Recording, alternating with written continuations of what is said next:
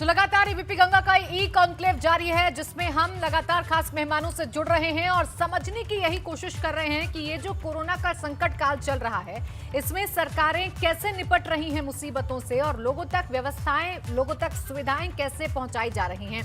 खास मेहमान लगातार हमारे साथ जुड़ रहे हैं और सेशन वाइज हम ये समझने की कोशिश कर रहे हैं कि ये जो संकट का काल है कि आखिरकार ये कैसे दूर होगा। और हमारे साथ एक और खास पैनल जुड़ गया है, डॉक्टर एसके सिंह, अपेक्स अस्पताल वाराणसी, डॉक्टर अश्वनी टंडन, जमुना सेवा सदन वाराणसी हमारे साथ हैं। इसके साथ ही साथ आगरा से पूरन डाबर हमारे साथ जुड़े हैं, डाबर फुटवियर इंडस्ट्री से, और बरेली से हमारे साथ इस वक्त लाइव जुड़े हुए हैं डॉक्टर मनदीप बासु। बहुत बहुत स्वागत है।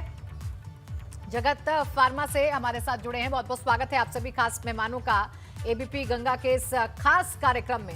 शुरुआत डॉक्टर एसके सिंह आपसे ही मैं करूंगी, चूंकि अपेक्स अस्पताल से आप हैं। किस तरीके की चुनौतियां रहीं जब दूसरी लहर ने अचानक से हम पर वार किया, व्यवस्थाएं पूरी नहीं थी और लोग परेशान हुए थे? कौन कौन सी चुनौतियां हैं जिनसे आपको दो चार होना पड़ा? धन्यवाद प्राची जी। मैं वाराणसी से अपने एबीपी गंगा के दर्शकों को आभार व्यक्त करता हूं कि इस वक्त इसे देख रहे हैं। और निश्चित रूप से ये भयंकर तूफान जैसा ये काल था जिसमें हम चिकित्सक और सभी जनता के लिए ये बहुत ही भयावह, पीड़ादायक और नुकसानदायक काल था। इस चैलेंज को हम लोगों ने स्वीकार किया। पहले जो कोरोना काल 2020 में आया था उससे हमने काफ़ी कुछ अनुभव ले रखे थे, उस अनुभव को कोरोना काल 2 में बहुत जल्दी से स्पीड से तैयार होकर के सेवाएं दी। लेकिन ये तूफान इतना बड़ा था कि हमारी सभी व्यवस्थाएं घर की तरह रह गई। हम कई जगह अपने रोगियों को, कई अभिभावकों को, कई राजनीतिज्ञों को, प्रशासकों को संतुष्ट नहीं कर पा रहे थे, जबकि पूरी क्षमता के साथ, पूरी तत्परता के साथ और पुराने दौर के समय से और दोगुनी क्षमता के साथ तैयारी करके दिन रात इसमें लगे हुए थे। और इस वक्त का चैलेंज ये था कि हमने थोड़ा सा लेट किया। हमने इस बीमारी को पहचानने में इस बार लेट किया जी। हमारे पास कोरोना का 18 अक्टूबर को पहला मरीज भर्ती हुआ था, जहां हम लोग 16 बेड से स्टार्ट करते करते 112 बेड अनवरत हर 3 दिन बाद, 5 दिन बाद, 7 दिन बाद, मतलब दिन में व्यवस्था करो, रात में जरूरत पड़े रात व्यवस्था करो तो अगले दिन पड़ रही है, अगले दिन व्यवस्था करो तो दूसरे दिन और बढ़ जा रही है। और एक एक चैलेंज नहीं थे, चैलेंज थे मरीजों को हैंडल करने का, अभिभावकों को संतुष्ट करने का, ऑक्सीजन का, दवाइयों का और ट्रेंड स्टाफ का, कॉम्पिटेंट आईसीयू कॉम्पिटेंट डॉक्टर्स का। ये बहुत बड़ा लेकिन था। और हम इन अनुभवों से आगे आने वाली चुनौतियों या वैसे भी मृत्यु दर को घटाने के विषय में बात करेंगे। जो हुआ सब लोग जानते हो, सब लोगों ने डिस्कस किया है, हमारे सभी पैनलिस्ट ने किया है। और डॉक्टर धीमान जो एसजीपीआई के डायरेक्टर रहे हैं, उनका मुझे एक चीज़ पसंद आया। उन्होंने कहा कैपेसिटी बिल्डिंग में इंफ्रास्ट्रक्चर के लिए हम सभी समाज के लोगों ने सहयोग दिया है, उद्योगपतियों ने, प्रशासनिक ने, राजनीतिज्ञों ने, और इतना इंफ्रास्ट्रक्चर हम डेवलप कर लिए हैं। लेकिन अब उस इंफ्रास्ट्रक्चर से हम अच्छा नतीजा पाएँ, हम अच्छा रिजल्ट पाएँ, इस बात पे हमें तैयार होना है कि हमारे मेडिकल केयर 24 आवर कैसे सीरियस पेशेंट को मॉनिटर कर सके, 24 आवर कैसे हमारे इफेक्टिव। बिल्कुल, देखिए क्या चुनौतियां रही एसके सिंह जी, आपने बताया, और आगे भी हमें किस तरीके से अपने जो ये मेडिकल क्षेत्र है इसको ठीक करना है, किस तरीके से इसे अपग्रेड करना है, ये भी जानकारी आपने दी। पूरन डाबर जी, आपके पास में आऊंगी, चूंकि देखिए आप इंडस्ट्रीज से ताल्लुक रखते हैं, डाबर फुटवेयर इंडस्ट्रीज से आप ताल्लुक रखते हैं। कोरोना का जो सीधा असर है वो हमारी इंडस्ट्रीज पर पड़ा, हमने पहली वेव में भी देखा था और सेकेंड वेव में भी कुछ इसी तरीके के हालात हैं। तो एक इंडस्ट्रीज के तौर पर, एक इंडस्ट्रियलिस्ट के तौर पर क्या कुछ चुनौतियां अब आगे आप देख रहे हैं जिन्हें फेस करना बहुत मुश्किल होगा? देखिए, निश्चित रूप से विश्व की बड़ी त्रासदी है ये। इस पूरा उद्योग त्रासदी से गुजर रहा है। हम ना, और ये ऐसी त्रासदी है जिसमें किसी सरकार को दोष देना या किसी व्यवस्था को दोष देना, महामारी का कोई बुलेटिन नहीं निकलता। जी जी। कोई मौसम विभाग की तरह से बुलेटिन नहीं है कि महामारी ये दूसरी लहर इतने तारीख को आने वाली है जिसकी तैयारी की जाए। कितनी भी तैयारी महामारी की कर ली जाए, लेकिन सरकारों का मुंह ताकने से काम नहीं चलता। हम लोग अपनी कॉर्पोरेट सोशल रिस्पॉन्सिबिलिटी इंडस्ट्रीज को समझनी चाहिए। आगरा जूता का एक मुख्य उद्योग है, मुख्य उद्योग है आगरा का जूता, और जूता उद्योग अपनी कॉर्पोरेट रिस्पॉन्सिबिलिटीज को बहुत अच्छी तरह समझता है। हमारे पास एक आगरा ट्रेड सेंटर है, हमने ट्रेड सेंटर पर 350 बेड्स की तुरंत व्यवस्था की और कोशिश ये की कि सरकार के साथ में कंधा से कंधा मिलाकर के जो जनता को जितनी राहत दी जा सके वो दी जाए। जी। ऐसे प्रयास लगातार हम लोगों को सबको मिलकर के करने होंगे कि खाली मैं समझता हूं कि सरकार का अगर मुंह ताके और दोषारोपण करें तो उससे बड़ा काम नहीं चलने वाला है।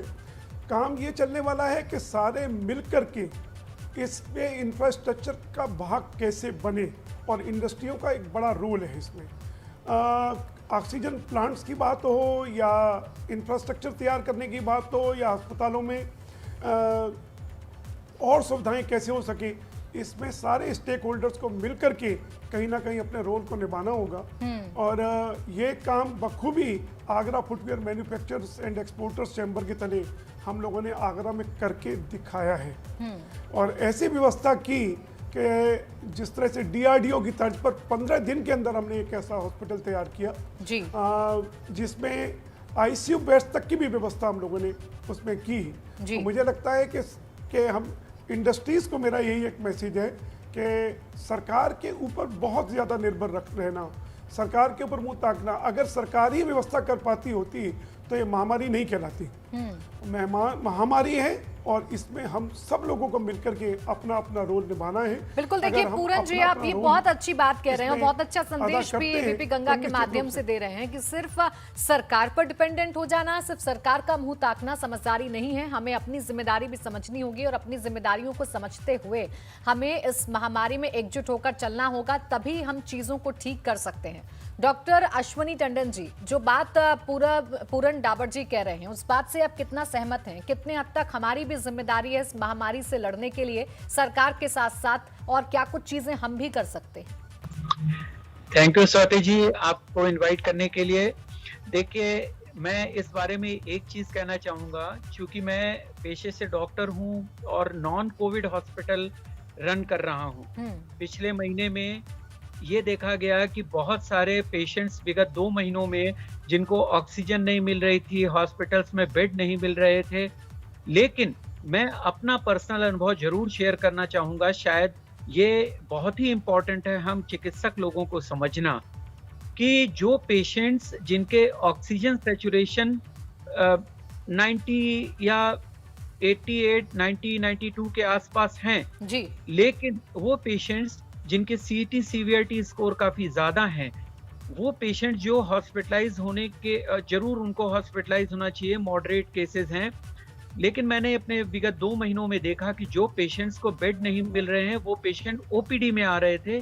और मैं आपको पूरे अपने क्लिनिकल एक्सपीरियंस से एक चीज शेयर करना चाहूंगा कि 1000 पेशेंट लगभग मैंने 2 महीनों में देखे हैं, जिन पेशेंट्स को अगर प्रॉपर ढंग से अगर प्रोटोकॉल फॉलो करते हुए और उनको गाइड किया जाए, ये ऐसे पेशेंट जो मैंने आपको डिस्क्राइब किए जिनके CT सीवियरिटी स्कोर 15 या उससे ज्यादा हैं, वो पेशेंट्स ऑलमोस्ट एक भी पेशेंट मेरा हॉस्पिटल में एडमिट नहीं हुआ। ये हमारे चिकित्सकों से मैं सभी अपने समाज में सभी लोगों से शेयर करना चाहूंगा कि मैं गर्व के साथ इस बात को कहता हूं कि इतने सिक पेशेंट जो किसी भी हॉस्पिटल में एडमिट होते तो उनको शायद सेकेंडरी इन्फेक्शंस या और तरह के प्रॉब्लम्स को क्रिएट होती उनके साथ, या पोस्ट कोविड कॉम्प्लिकेशंस जो डेवलप हो रही है उन पेशेंट्स में ज्यादा डेवलप होती बनिस्बत की OPD बेसिस पर।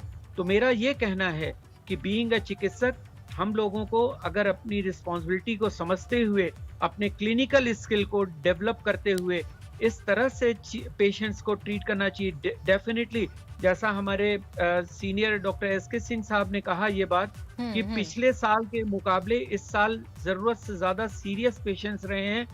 पहले वो पेशेंट की सीरियसनेस, एक हफ्ते में पेशेंट जो है सीरियस हो रहे थे, आज के समय में ये 2-3 दिन में ही पेशेंट्स इतने सिक हो जाते हैं, उनका सैचुरेशन इतना फॉल करने लगता है कि उनको प्रॉब्लम्स बढ़ती चली जाती है। लेकिन हम चिकित्सकों को ये जो भी लोग नॉन कोविड हॉस्पिटल्स चला रहे हैं या क्लिनिक कर रहे हैं, अगर हम अपने प्रॉपर प्रोटोकॉल को फॉलो करें तो निश्चित तौर पर ये जो ऑक्सीजन की किल्लत है जिसमें घबरा बिल्कुल, देखिए कर तो पेशेंट डॉक्टर्स की कितनी बड़ी जिम्मेदारी है और थी और रहेगी इस महामारी से जूझने के लिए, वो हम सब जानते हैं। और जितने जी जान से डॉक्टर्स ने रक्षा की है लोगों की, वो वाकई में काबिले तारीफ है। डॉक्टर मनदीप बासु जी, आपसे भी सबसे पहले, बाकी सवालों पर मैं जाऊं, लेकिन आपसे भी मैं सबसे पहले यही समझना चाहूंगी कि एक डॉक्टर होने के नाते क्या कुछ ऐसी नई चीजें आपने बीते 1 साल में देखी या इस सेकेंड वेव में देखी जो बहुत चुनौतीपूर्ण थी, और उन चुनौतियों को कैसे आपने दूर किया? देखिए, एज अ आई स्पेशलिस्ट मैंने बहुत सारी चीजें देखी इस कोविड में भी। कोविड की रिकवरी के बाद भी, because heavy use of steroids and antibiotics जो पेशेंट्स ने लिए, उनको आंखों में बहुत परेशानी आई।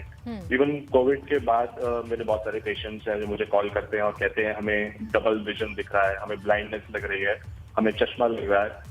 तो उसका मैं कहना चाहता हूँ that is because of extra use of steroids, antibiotics और एंटीवायरल्स जो यूज किए हैं जी। मैं अपने माध्यम से ये कहना चाहता हूँ कि जो पेशेंट्स जिनको कोविड हुआ है और जो अंडर ट्रीटमेंट चल रहे हैं कोविड के, उनको अपनी आंखों पे भी बहुत ध्यान रखना जरूरी है साथ साथ, क्योंकि हम प्रिवेंशन पे ज्यादा काम करें तो दैट इज वेरी इंपॉर्टेंट। हम वेट नहीं कर सकते कि कब साइड इफेक्ट आए स्टेरॉइड्स का और हम अपना ट्रीटमेंट स्टार्ट करें। मेरे कुछ पेशेंट्स हैं वो कह रहे हैं कि स्टेरॉइड्स का हैवी यूज के बाद हमें काले पानी की शिकायत आ रही है, हमें कैटरेक्ट बनने की शुरुआत हो रही है, हमारी ऑप्टिक नर्व जो है उसमें डिजनरेशन स्टार्ट हो गया है। उन्होंने डॉक्टर्स को दिखाया, वहां से उनको ऐसे पता लगा। तो मैं ये कहना चाहूंगा कि हमें प्रिवेंशन पे काम करना चाहिए और साथ साथ ट्रीटमेंट के साथ साथ आंखों का भी ट्रीटमेंट स्टार्ट करना चाहिए। एज आपको पता है कि अभी डॉक्टर्स आई स्पेशलिस्ट के पास, अभी पेशेंट्स आई स्पेशलिस्ट के पास नहीं जा पा रहे हैं, उनको डायग्नोज करना थोड़ा मुश्किल है हमारे लिए। तो वीडियो कंसल्टेंसी के थ्रू जो हम उनको बता पाते हैं ट्रीटमेंट, वही दे पाते हैं।